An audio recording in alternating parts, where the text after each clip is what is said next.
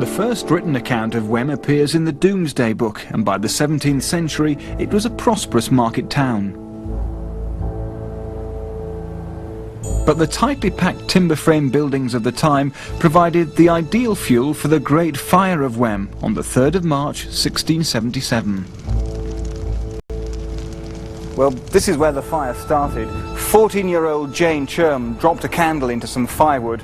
That ignited a blaze that could be seen 9 miles away. The whole town was destroyed. And if you look, that is just yards away from the 20th century town hall that burned down in November last year. An image of a young girl is said to have emerged from the smoke and flames, an image some say is Jane Churm.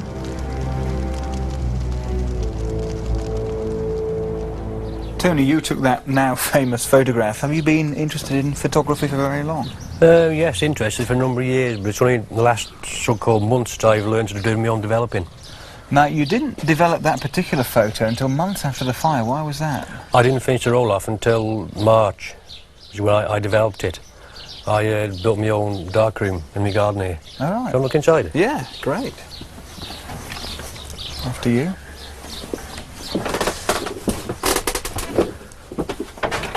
When I got all the negative, I held up to the light, used a magnifying glass, and saw like a spot that they shouldn't have been there. But on a closer look, it seemed to be a head, like a head on top of the railings. But is there any chance that someone could have been standing on the fire escape at any time during the blaze?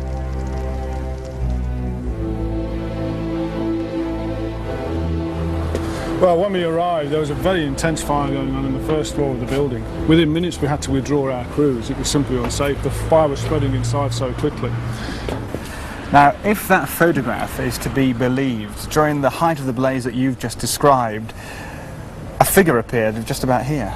Well, at the time the photograph was taken, I think we'd already set a cordon in place to prevent people coming too close to the fire, both our own personnel and members of the community. We were concerned about the structural stability. The fire was so intense. So I don't think anybody could have got here without us noticing anyway and attempting at least to drag them back. It would have been very dangerous for them to stand here. Whatever the explanation might be, you don't think it possible that there was a person here during the fire? No, I think it's extremely unlikely that anybody could have stood here to have their photograph taken this close to the fire. The picture's notoriety grew following publication in the local press, and it wasn't long before strange stories began to emerge, stories that in some way seemed linked to the phantom image. Roger, what was your role here? Well, working for the company that was called in to try and make the place safe and clean up after it, I came up here the morning after to find a scene of absolute devastation, as you can imagine. The floors were down, there was a film of sooty, oily water on here, and whilst I was looking at where I could tread, there appeared to me 3 or 4 footprints of a child size. They were sort of, one would guess at about 3 or 4, size 3 or 4. So just very small footprints? Yes, just very small footprints. Yes, just there. There must have been security, the firemen were still around. It would have been very, very difficult for a youngster to get up here. No, well, no, I can't say that a child could get up here. I mean, everything is possible, but it's most improbable that a child could have got here. Now, it doesn't end there, because some of your colleagues also saw something unusual. Yes, a little later in the contract, when we were over in the other side of the building, the 2 fellows who had been working throughout the building were coming up here to close down at the end of the day, and they got to this point at the head of this stairs, and they looked up and saw this figure which was standing, hovering, whatever. They're not sure whether it's male, they're not sure whether it was female, but they were certain, absolutely certain, that they saw a figure there. Were they pulling your leg, do you think? They weren't pulling my leg, no. They're 2 honest lads. They would not have repeated it, certainly in public, for fear of being ridiculed, laughed at, taken the mickey out of. No, they wouldn't have done that. What they said they saw was there. What the workmen didn't know was that another man claims to have experienced something very similar in the same place. He worked at the town hall when it housed a cinema, the year 1940. You were the apprentice projectionist. Yes, that is correct. Now tell me what happened to you that night. Well, it was at about 10:15 when we closed down. My job was to close that top trap door there and put the lock on. And the head projectionist was in front of me here.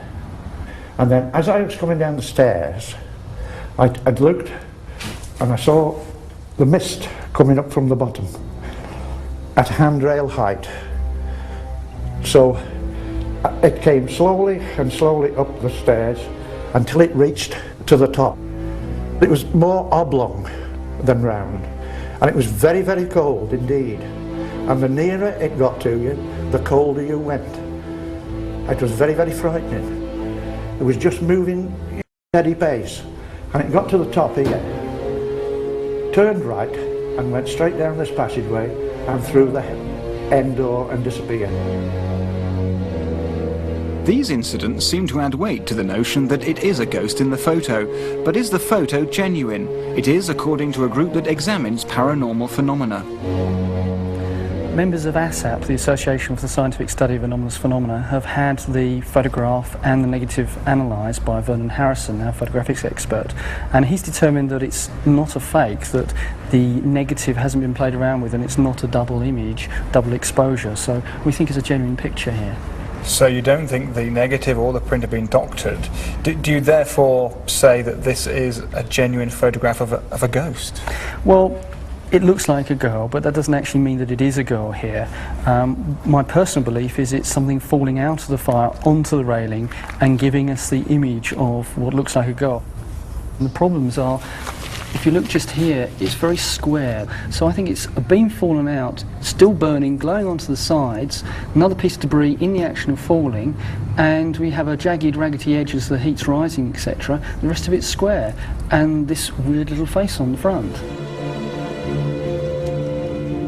But the Shropshire Fire and Rescue Service say, whilst it's not unknown for a blaze to produce images that trick the eye, in this case the face is so clear that it doesn't seem like a plausible explanation.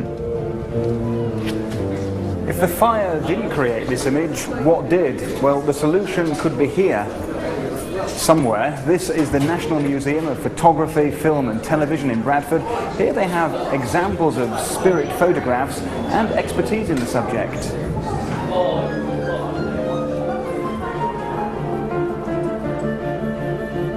They do say the camera never lies, and these certainly look like ghosts. What can you tell me about these photographs? Well, they're lies. The images are not ghosts, they're double exposures.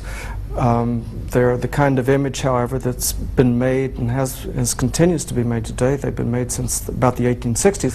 These others are a little bit later. I would say maybe the late teens, 1920s. And they're all done the same way. They're printed from two different negatives.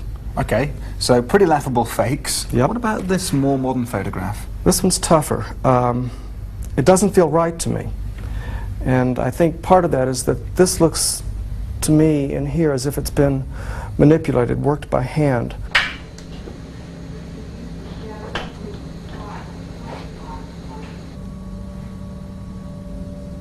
Okay, so what do you think?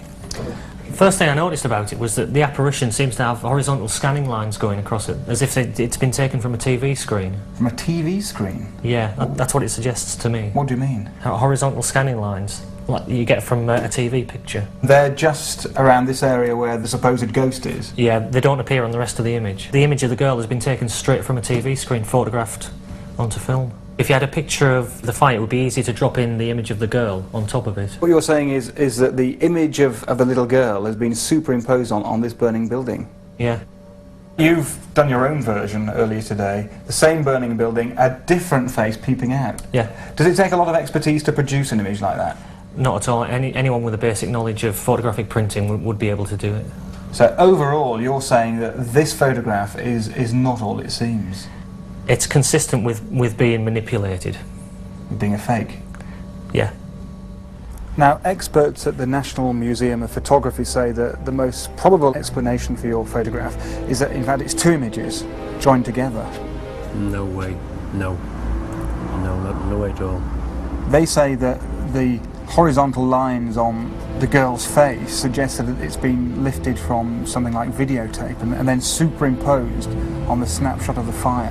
No, I haven't done that at all, no. No way. It's up to them what they say or what they think, but, you know, it's none of my doing.